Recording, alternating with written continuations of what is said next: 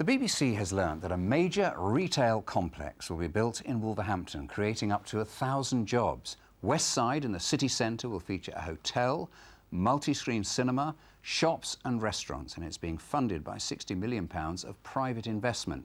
It's a big turnaround for the city after regeneration stalled following the credit crunch. Our Black Country reporter Ben Godfrey has this exclusive report. Where the old retail markets now stand, new life will be breathed into Wolverhampton city centre, an area widely criticised for empty shops and empty promises of regeneration. The BBC is the first to show the vision of West Side, a vast gateway site to the city. There'll be a new cinema complex here, the closest is Wednesfield, and with it a hotel, shops and restaurants, and crucially, major employment. There's clearly going to be in the several hundred job category, perhaps we're looking at thousands. It's been a long journey to get to where we are now, a long journey that's made a great success now, and we really hope that this scheme will reinvigorate and redevelop this part of the city. It's a far cry from 2008, when at the height of the credit crunch, the £300 million Summer Row shopping project fell through. The council struggled to recover, but investment is returning. West Side will be completed in 2 phases by 2022. The developer insists that funding is in place. We're a public limited company. We're listed on the London Stock Exchange. We have large reserves of cash ourselves, so we'll just draw on our own reserves to develop the site.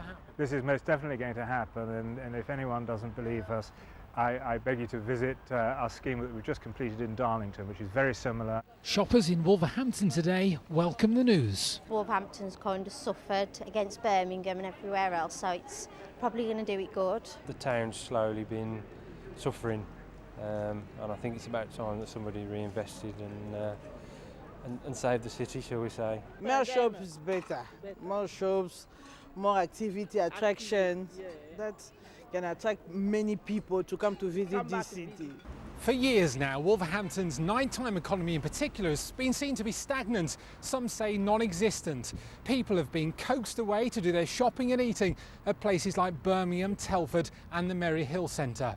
So this large regeneration is a great hope for the city to reclaim millions of pounds of investment and to show some ambition.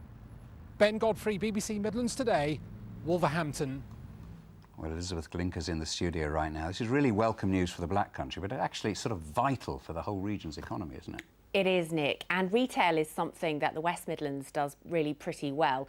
Over 258,000 people are employed in the retail sector, and for a long time destinations like the Bullring and Merry Hill have been a real pull for shoppers into the region, and that shows no sign of letting up. To give you a taster, in Birmingham, following hot on the heels of Grand Central, the Pavilions is currently under development, and the Birmingham Smithfield master plan, costing about £500 million, is going to completely transform the site of the old wholesale markets.